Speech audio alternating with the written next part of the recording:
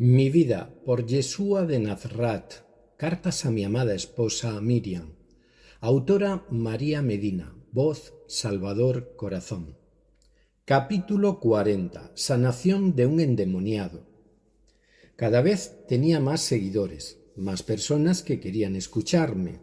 El pueblo era curioso y estaban oyendo cosas nuevas, nuevas interpretaciones, nuevos conceptos de la vida, del amor entre los hombres y de la libertad del espíritu. Todo era nuevo, pero les gustaba.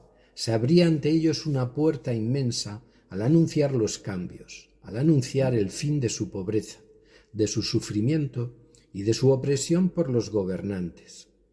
Y ese fue el secreto del triunfo de mi palabra, porque no era nada parecido a lo que estaban acostumbrados a escuchar, porque yo no repetía como un papagayo los renglones y las frases de las Escrituras, sino que hablaba de la vida cotidiana, de las alegrías y dolores de los hombres, de la misericordia del Padre, de su amor, y sobre todo les sacaba del error de concebir a Dios como un ser que únicamente castigaba, como otros les habían hecho creer, sino que amaba y perdonaba a los que se equivocaban y quería que todos sus hijos vivieran en paz y en felicidad, porque interpretaba las Escrituras en profundidad y autenticidad, volviendo a su más sagrado sentido de leyes otorgadas por Dios para los hombres, con explicaciones más humanas, con un mayor entendimiento para los corazones, y no limitándome solamente a recitar unas leyes humanas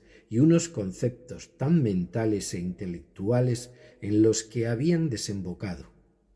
Por eso me convertí en un panal de miel al que acudían las curiosas abejas, para hablar del perdón, de la compasión y de la esperanza.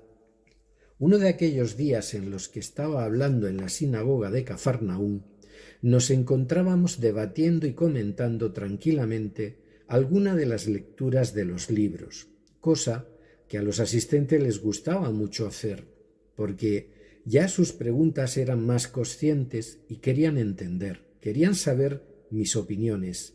Aquel día la charla era tranquila.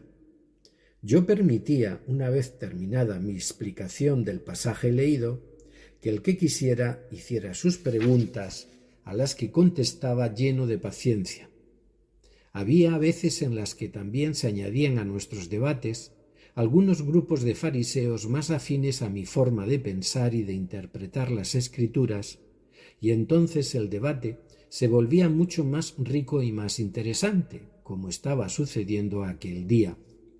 Porque tengo que deciros, amados míos, que no todos los fariseos estaban totalmente en contra de lo que yo decía e interpretaba.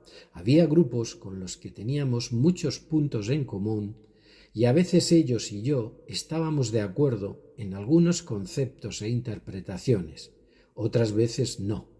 Y los grupos más radicales y cerrados nunca se prestaron a debatir, solamente a llevar nuestros encuentros a combates de poder. En mitad de aquel debate se presentó en medio de nosotros un pobre hombre que realmente había sido invadido por la oscuridad.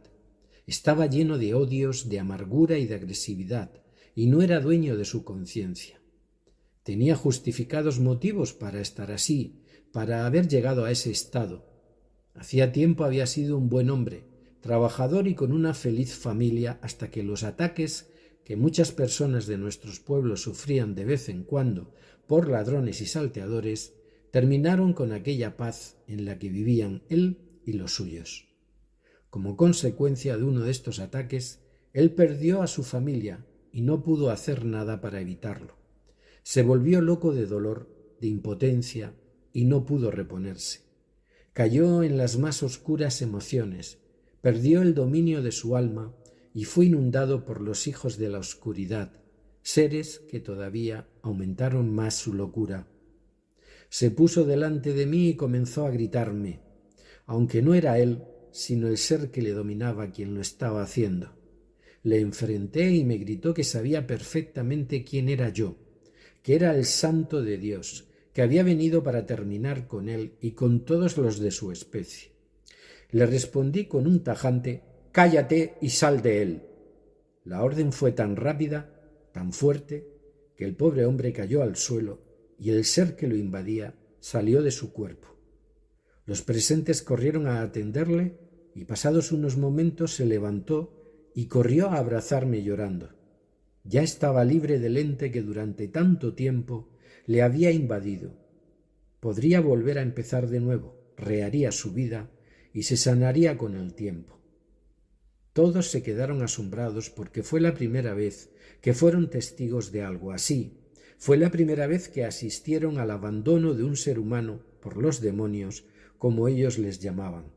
Aunque los sacerdotes alguna vez hacían exorcismos, nunca pudieron hacerlo con la rapidez y la efectividad que el Padre me concedía para ello, porque el ser oscuro que habitaba muchas veces en estos pobres hombres o mujeres, incluso en niños, reconocía de inmediato el poder que le estaba enfrentando y, sabiendo perdida la batalla, abandonaba a su víctima. Todo esto contribuyó a aumentar mi fama, ya no solo en Cafarnaún, sino en toda la región de la Galilea, e incluso más lejos.